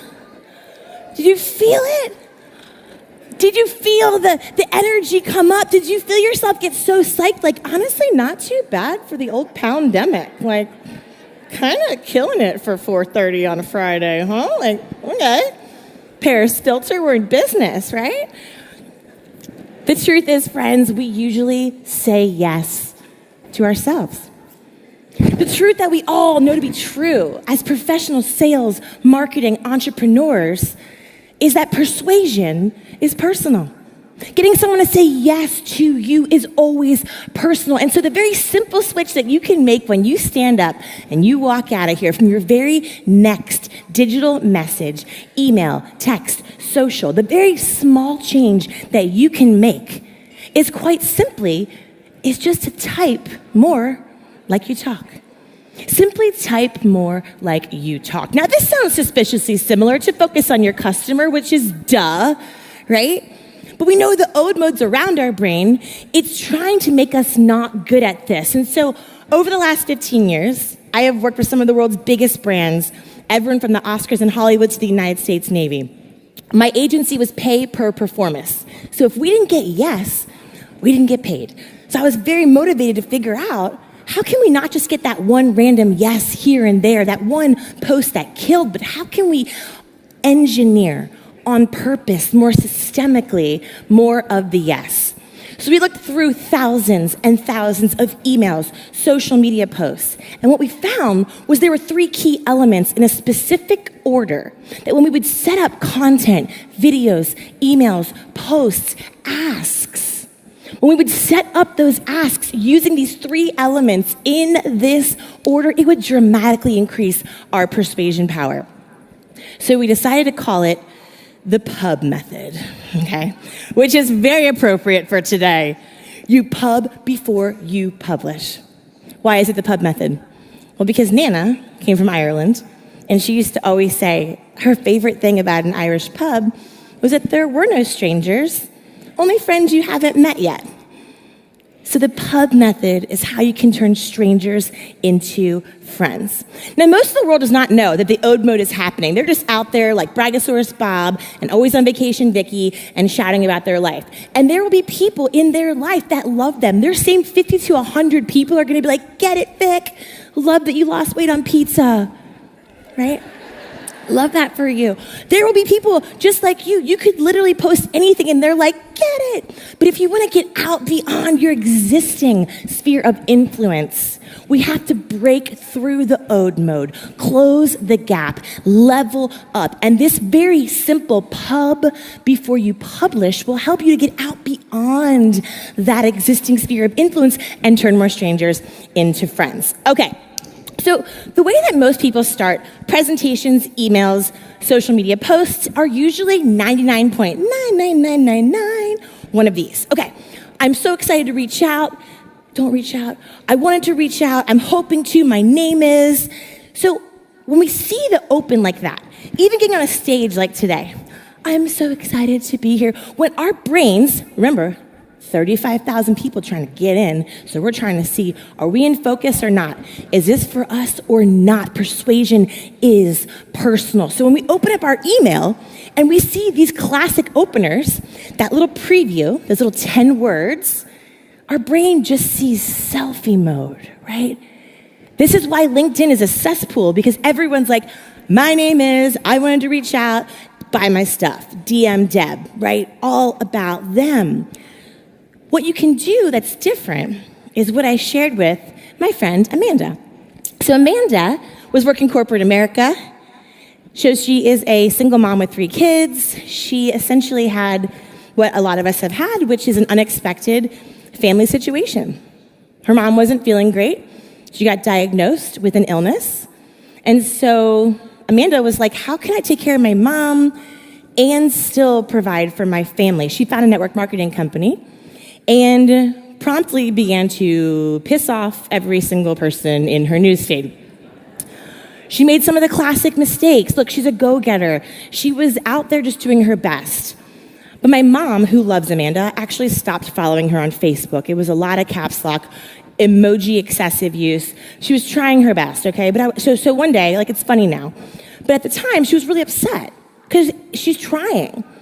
And so I said, Amanda, can you just show me what you're sending? Just give me a little example. So she shows me this post. Sappy post alert. When I decided to walk away, I had no clue what I was doing.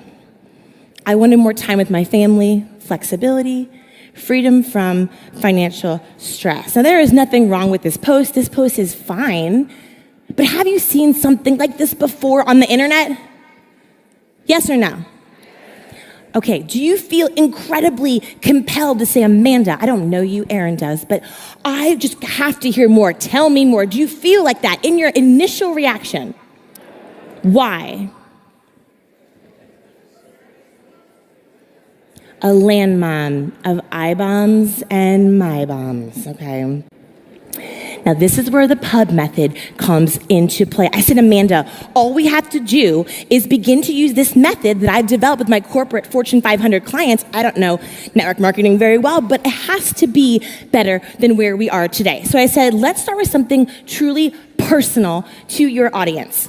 Now, the most simple switch you can make in the first 10 words of your post, of your email, of anything is to remember persuasion's personal. Who's in focus in the first 10 words? Because you only have that power of the preview. When you see an email, it's just the first couple words. Who's in focus, you or your audience? The ode mode wants it to be you, but now you know better, and now you can't unknow. So here are some options. Anything but the word I is going to stop the brain, see them in focus, and say, ooh, go on, more about me, okay? These are some magical phrases. So for Amanda, we switched it around, and I said, have you ever thought you had life perfectly planned out, but then something unexpected threw you way off your path? Does that happen to anybody? Anybody in the last, 200-300 years, Yeah.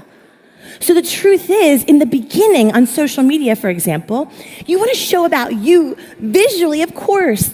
It's your profile. It's your products. It's your beautiful photos. It's your beautiful life. Yeah, show about you visually, but you want to open with something that types about them verbally, okay?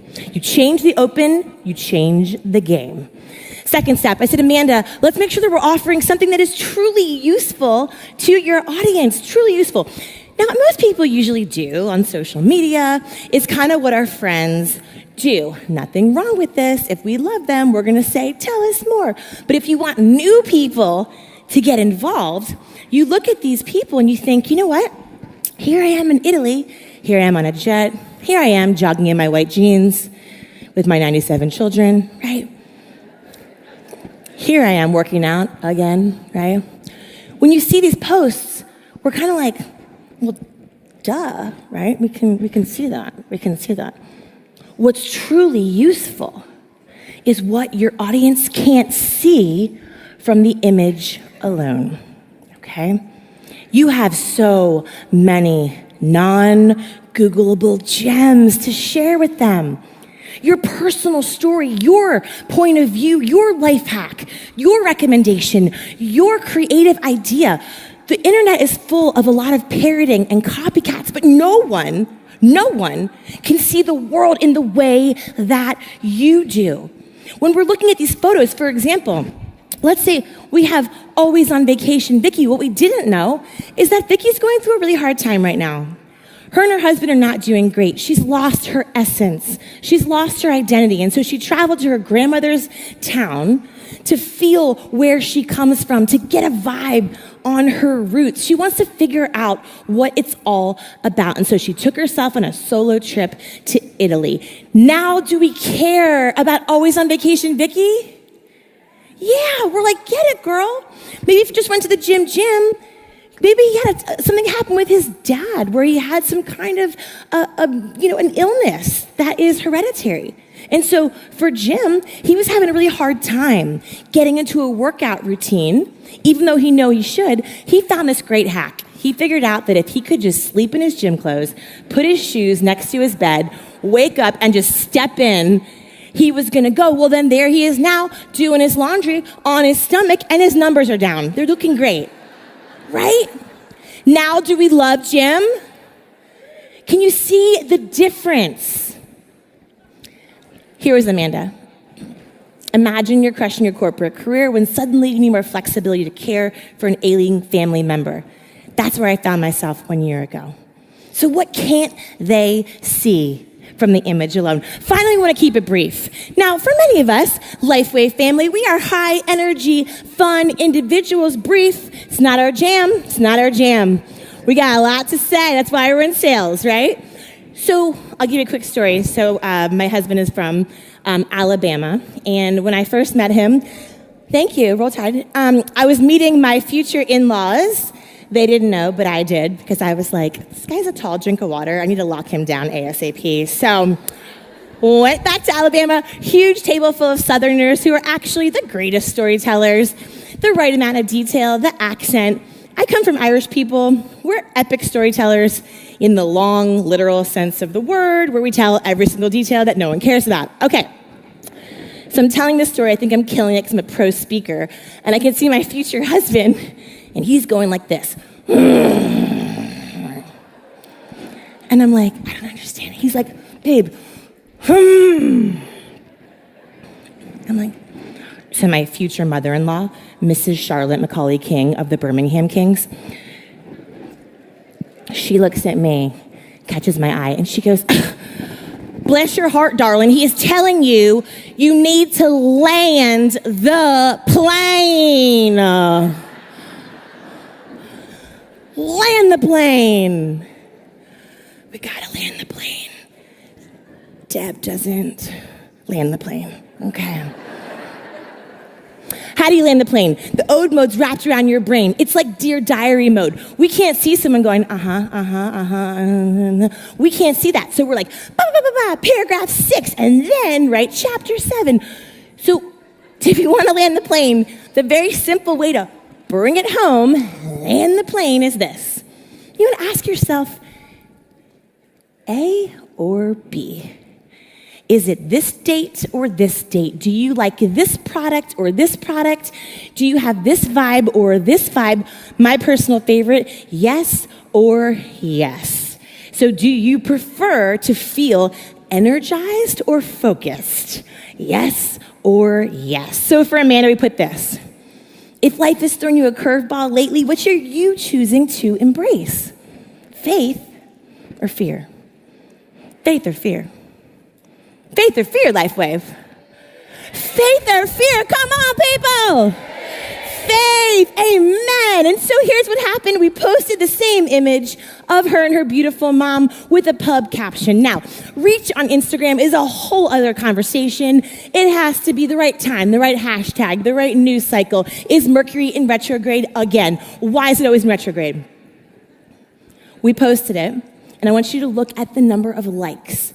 Now, likes don't pay the bills, but they are an indicator of the yes that you are attracting to your hard-created content, okay? Look at the same image, pub caption we just walked through, and look at the difference between 19 likes and 10 times the yes.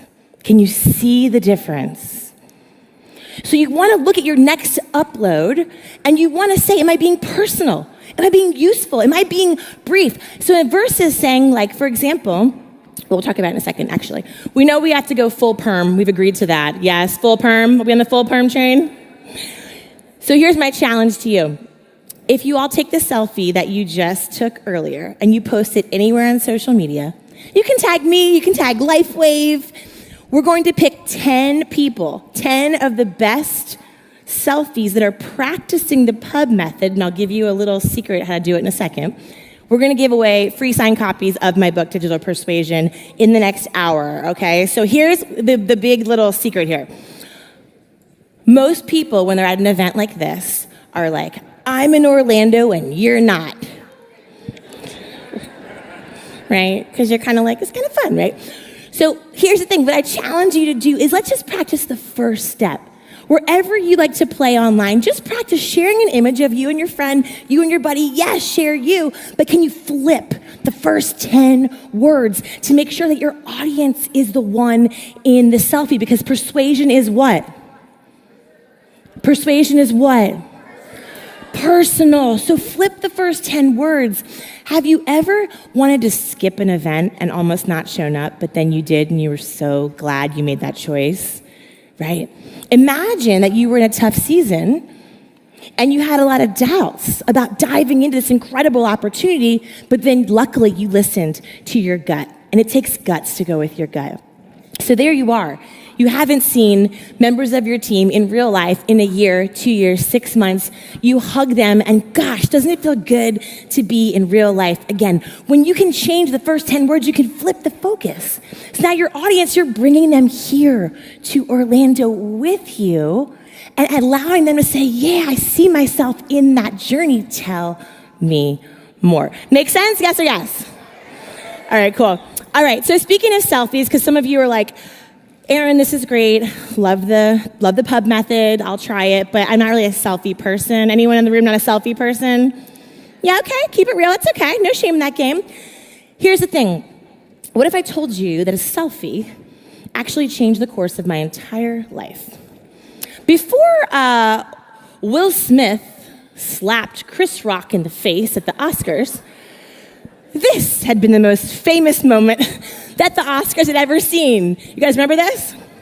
A bunch of celebrities got together, they broke the internet. What you can't see from this photo is that just 6 months before it was taken, I was sitting at my old, cold, wooden kitchen table with my head like this, and I was crying my eyes out. I couldn't pay a $100 cell phone bill. I'm going to back it up for a second. I don't know what your money story has been in your family, but I am the granddaughter of 4 Irish immigrants, and they came here to find a new life, a better way. And so growing up, we had a lot of love.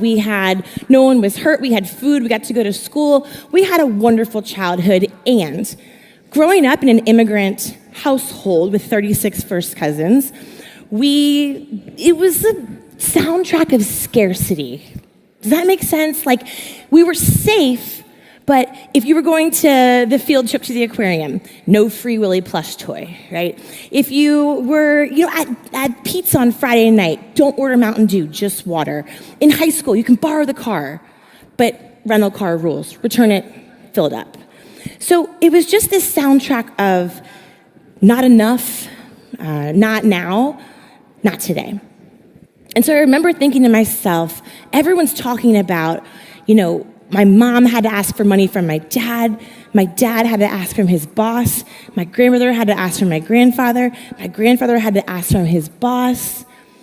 Raise your hand if you are someone in your family that is the first person to break a generational soundtrack of scarcity and own your own destiny. Hands up nice and high and proud, and look around. Look around. How did we do this? Well, we did it a couple ways. For me, when I couldn't pay that bill, I had started 2 companies, exhausting, expensive failures.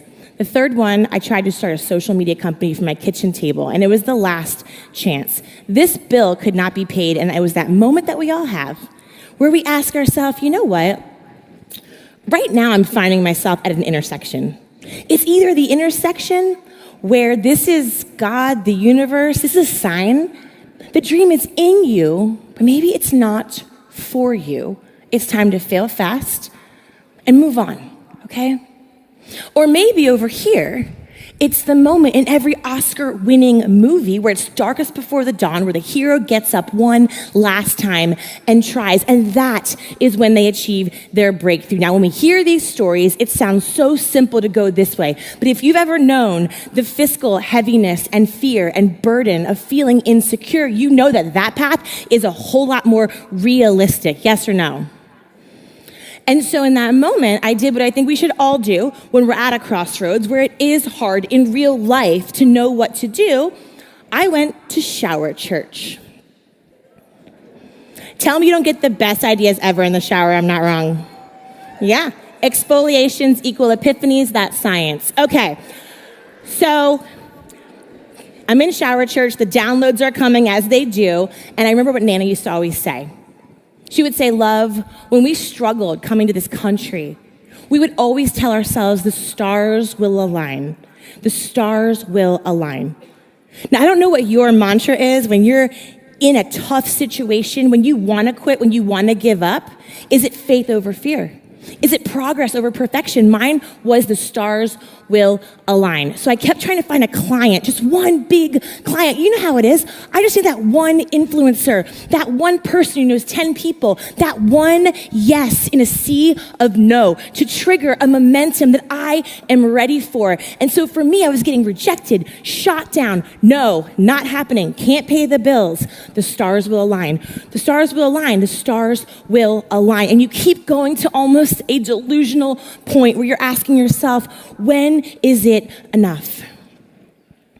One pub message led to a meeting, which led to a moment, which led to my little teeny company of me and an unpaid intern that I met at a dive bar bathroom. Like, we were just at my kitchen table working on social media for like terribly small clients. One message, pub message, talking personal about our dogs, useful, an idea on how to make it more engaging because her event was too long, and brief. Can you meet Tuesday at 10 or Thursday at 12? And what she wrote back was Thursday.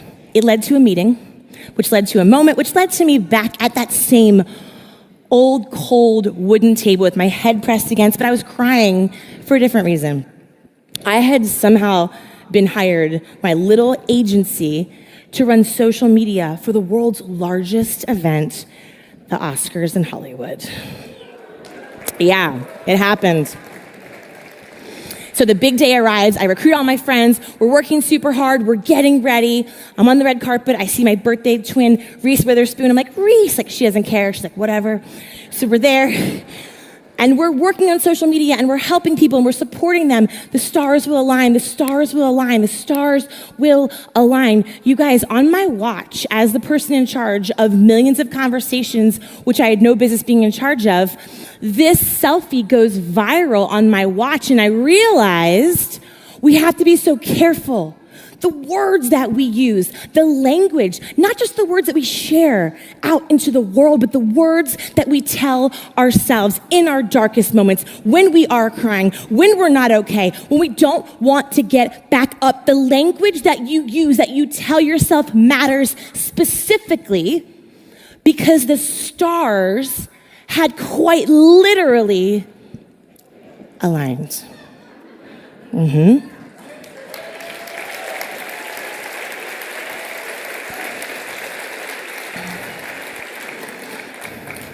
So this one breakthrough led to changing my life, changing my business. But for you, this is what is possible. Your Oscar moment is possible when you remember the messages that you send, they're not just messages. The messages you send are moment makers. And any message at any moment can unlock your Oscar opportunity. So what is that for you, Lifewave fam? What is the Oscar opportunity that you are deciding to unlock? Not someday, not when, but when you get up and you walk out of here and you leave, what is your version of that moment that you need to break through, to achieve that momentum? Let me ask you this. Why do you think you haven't? Has it been a limiting belief? Something from your childhood where someone said it's not for you? Has it been an old habit that you know you gotta quit, but you just can't seem to set it free? For you, is it a relationship? One that served you for a while, but it doesn't serve you as well in this season. What are you afraid to set free? I want you to be brave and call it to mind right now. Will you set it free? What is the one teeny tiny little moment that you could try? Is it a Google? Is it a start something? Is it a get up out of here and try to post personal, useful, and brief messages? Feel brave in an environment where we have AI and ChatGPT and terrible, awful global news. And it's so easy to get sucked into it and feel irrelevant and feel insecure and feel not enough. We decide to focus on what you can control, which is how you choose to show up. What is that one action you will take? And finally, friends, I want you to imagine that you're receiving. Imagine that you receive that moment for you, for your family, for the inner child that's watching, for the other women and men and children in your life that you are setting a money story, a life story, an impact story for, not just for you, but for everyone that is watching you.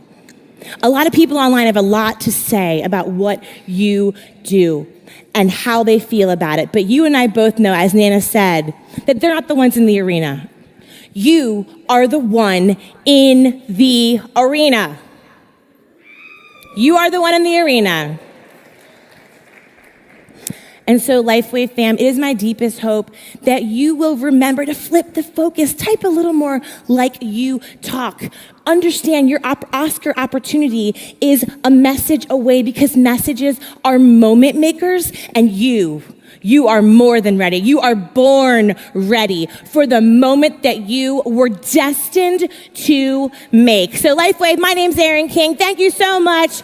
All the success, online, offline, all the time. Your stars will align. Your stars will align. Let's go. Let's go.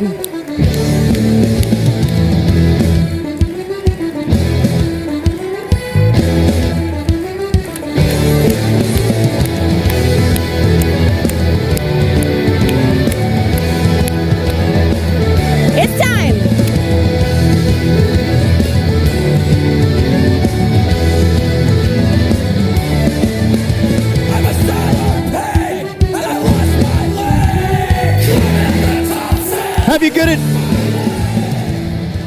Have you had a good day, Lifewave? Tomorrow morning, we will be starting at 9 o'clock sharp. The doors will open at 8:30. We can't wait to see you there. Tonight, there is an international reception at the Hilton Orlando just around the corner that begins at 6 p.m. in the Orange Ballroom. Senior presidential directors may have their portraits taken between 6:30 and 8:30 p.m. And enjoy your evening, enjoy your dinner, and we'll see you tomorrow. Thank you, Lifewave.